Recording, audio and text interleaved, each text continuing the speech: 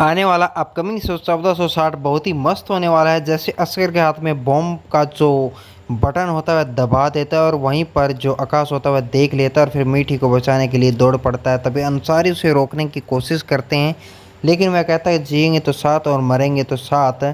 इसलिए वहाँ से छुड़वाकर जो मीठी होती है वह छत पर चली जाती है। छत पर जाने के बाद में तभी वहाँ पर जो दामिनी होती है वह भी रास्ते के अंदर होती है। वहाँ पर अस्पाक आ जाता है और उसको भी होश आ जाता है और वह भी कहती है कि मुझे मीठी के पास जाना है। जैसे ही आकाश वहाँ पर पहुँचता है तो मीठी उसे दूर करने की कोशिश करती है और आखिर में उसे वह जो बॉम्ब होता है वह अपने सीने पर लपेटा वह बॉम्ब उसे दिखा देती है। फिर कहती है कि कहने लग जाता है आकाश को मुझे 1 मिनट का समय दीजिएगा, और वहाँ पर वह जो रेड कलर की जो तार होती है उसे कट कर देते हैं। उसके बाद में फिर दोनों एक दूसरे के गले मिलते हैं और कहते हैं जिएंगे तो साथ और मरेंगे तो साथ, होगा वो देखा जाएगा। उसके बाद में जो बम होता है वह सीने से लटकाया हुआ होता है, उसको वह कट करने लग जाता है आकाश। उसके बाद में धमाका, जोरदार धमाका होता है। धमाका होते ही वहाँ पर अफरा तफरी का माहौल और हो जाता है। जैसे अफरा तफरी का माहौल होता है तभी वहाँ पर वह जो दामिनी और सब है वह रोने लग जाते हैं कि मेरी मीठी कहाँ गई और आकाश कहाँ गया। और ब्लास्ट का यह नज़ारा फिर वो देखते हैं कि जैसे ही वह सामने से मीठी और आकाश दोनों के दोनों बाहर आ रहे होते हैं, सुरक्षित होते हैं बिल्कुल। और फिर वहाँ पर दामिनी और अंसारी है वह सब पूछते हैं इतनी देर के अंदर। जैसे अस्कर भागने की कोशिश करता है तो उसे पकड़ लिया जाता है और मीडिया के सामने पेश कर दिया जाता है। मीडिया में अंसारी अस्कर का सारा प्लान है जो वह बता देते हैं। इतनी देर के अंदर उन्हें मीठी चटर्जी जो है वो दिखाई देती है। जैसे मीठी के बारे में उन्हें पता लगता है तो मीडिया उनसे आकर पूछने लग जाती है कि आखिर आपने इस तरह अपनी जान पर खेल कर ये क्या किया। यह बात होने के बाद में वो बता देते कि हमने बम को काट कर दूर फेंक दिया और इतनी देर में वो बम फट गया और हम सुरक्षित बच गए। उसके बाद में जो अंसारी होते हैं वह तारीफ़ करते हैं मीठी की और आकाश की, और उसके बाद में दामिनी की भी तारीफ़ करते हैं। इतनी देर के अंदर जो नानी होती है वह घर पर जा रही होती है, उसे पता लग जाता है कि आकाश आने वाला है, मीठी आने वाली हैं।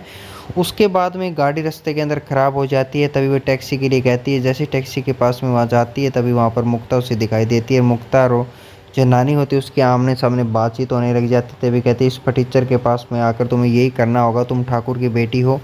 उसे नेगेटिविटी बातें बताने लग जाती हैं। इतनी देर के अंदर मुक्ता साफ मना कर देती है, हम आएंगे ना कोई और आएगा घर पर।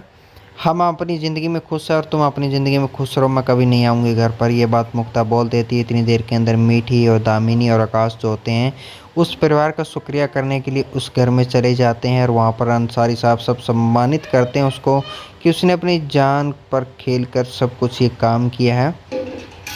काम पर खेलने के बाद में उसके बाद में मीठी सबसे मिलती है और गले मिलती है, आशीर्वाद लेते हैं एक दूसरे का और कहते हैं कोशिश करने वाले की हार नहीं होती। इस तरह की वह बात होती है और एक दूसरे को शुक्रिया बोलते हैं कि अस्कर का सच सामने लाए। पता नहीं कितनी जानें चली जाती है, ऐसा हो जाता है वैसा हो जाता है, ऐसी बातें होती है और वो फ्लाइट से फिर आ जाते हैं अपने घर पर।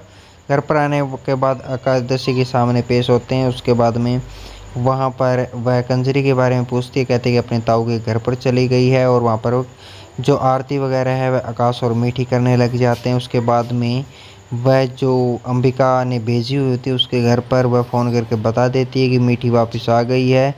अब पता नहीं तुम्हारा काम होगा या नहीं होगा, लेकिन तुम्हें कोशिश जारी करनी होगी और तेज़ हमें कोई चाल चलनी होगी। तभी कहते हैं मीठी बहुत तेज़ है। अंबिका बोल पड़ती है कि वो हमारी चाल कामयाब होने में नहीं देगी। तो आगे आने वाले शो के अंदर हम क्या देखने वाले हैं, सब्सक्राइब अभी कर लें, नोटिफिकेशन आपको